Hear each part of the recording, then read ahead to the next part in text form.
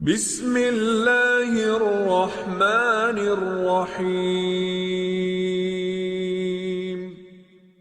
السلام علیکم ورحمۃ اللہ نحمدہ ونصلی علی رسولہ الکریم اما بعد فاعوذ باللہ من الشیطان الرجیم بسم اللہ الرحمن الرحیم رب اشرح لی صدری ویسر لی امری واحلل عقدۃ من لسانی یفقهوا قولی رب زدنی علما اللہم فقہنا فی الدین اللہم بارک لنا فی اوقاتنا۔ یہ تمام سننے والے معززین، آپ سب سے گزارش ہے کہ جو میں دعائیں روزانہ دہراتی ہوں یہ صرف آپ لوگوں کی یاد دہانی کے لیے ہے اور اپنے لیے بھی پڑھتی ہوں، کیونکہ یہ دعائیں اللہ پاک نے اپنے انبیاء کرام کو سکھائی ہیں۔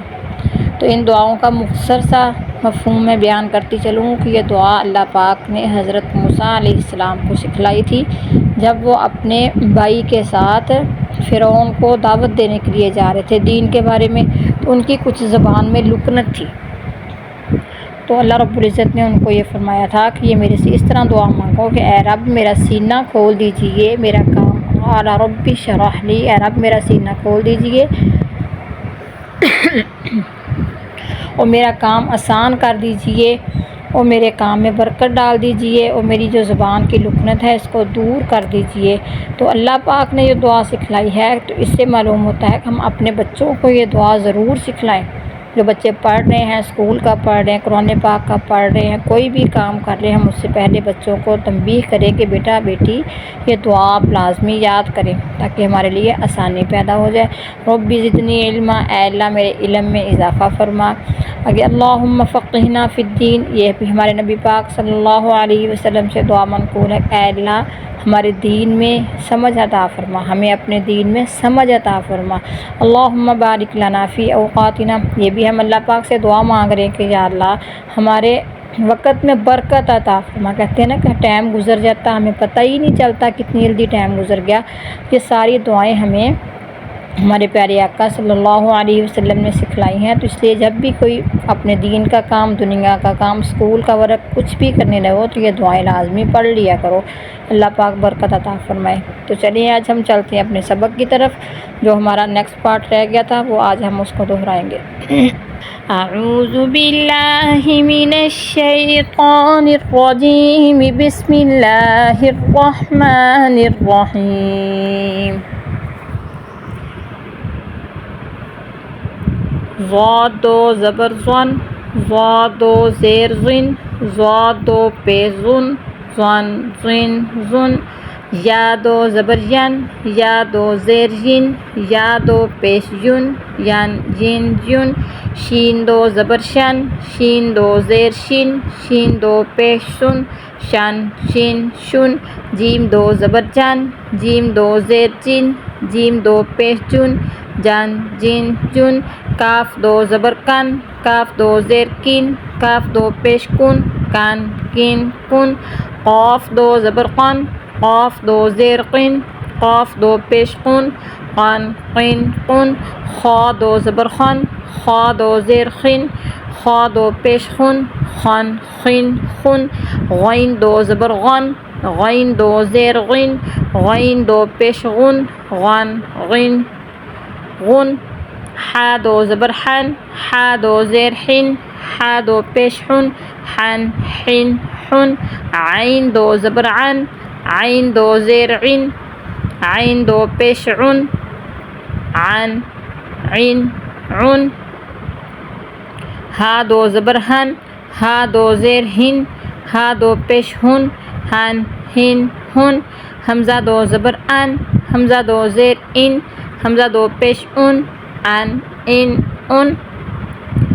تو امید کرتی ہوں اس تختی کی آپ کو سمجھ آ گئی ہوگی۔ یہ میں نے شروع میں بتا دیا تھا بھی جو ہا مطلب ہا کے ساتھ ہمیں یہ الف نظر آ رہا ہے، اس الف کو نہیں پڑھنا جب آپ نے اس کے توڑ جوڑ کرنے ہیں۔ یہ الف آگے جا کے آپ کو انشاءاللہ سمجھاؤں گی الف کس جگہ پہ پڑھا جاتا ہے۔ اس کے بعد میں ہم نے وقف کرنے کی مشق کرنی، ہماری الحمدللہ یہ تختی کمپلیٹ ہو گئی ہے، تو ہم دوبارہ سے پچھلی طرف جاتے ہیں۔ ہم نے اس تختی میں غنہ کرنے کی مشق بھی سیکھنی تھی۔ غنہ کس کو کہتے ہیں؟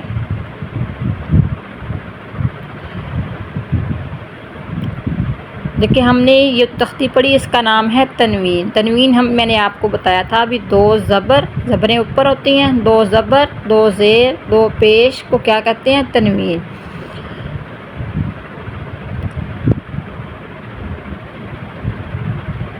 اس تختی میں اخفاء کرنے کی بھی مشق کروائیں۔ اخفاء ناک میں آواز چھپانے کا نام ہے۔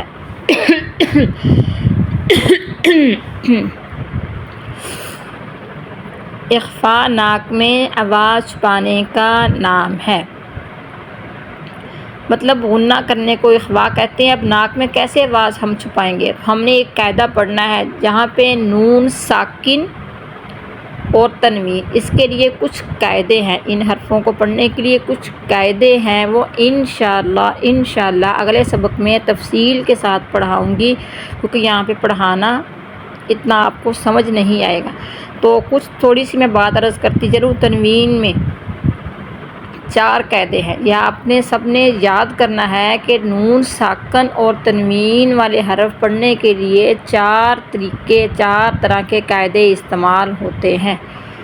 پھر سے میرے ساتھ دہرائیے کہ نون ساکن مطلب جس نون پہ جزم ہو، جزم تو آپ لوگ سمجھتے ہیں، جس نون پہ ہم نے 2 زبر 2 زیر 2 پیش بھی پڑھ لی، ہم نے زبر زیر پیش والی تختی بھی پڑھ لی، تو اب میں آپ کو جزم دکھاتی ہوں۔ یہ دیکھو واؤ کے اوپر کیا ہے؟ یہ جزم اس کو کہتے ہیں، یہ دال کی شکل میں ہوتی ہے، اس کا نام ہے جزم۔ تو جس نون پہ کیا ہو؟ جزم ہو، اس کو نون ساکن بولتے ہیں، اس کو کیا بولتے ہیں؟ نون ساکن۔ نون ساکن اور جزم والے حرف کو پڑھنے کے لیے 4 قاعدے استعمال ہوتے ہیں، 4 کلیے استعمال ہوتے ہیں، تو وہ انشاءاللہ کل آپ کو پوری تفصیل کے ساتھ بتاؤں گی۔ امید کرتی ہوں آپ سب ٹھیک ہوں گے، خوش ہوں گے۔ تو آپ لوگوں سے درخواست ہے کہ آپ لوگ اس ویڈیو کو آگے زیادہ سے زیادہ شیئر کیا کریں، تاکہ جس تک یہ ویڈیو پہنچے گی کوئی ہمارے ذریعے سیکھ لے تو ہم سب کے لیے وہ صدقہ جاریہ بن جائے۔ اللہ حافظ۔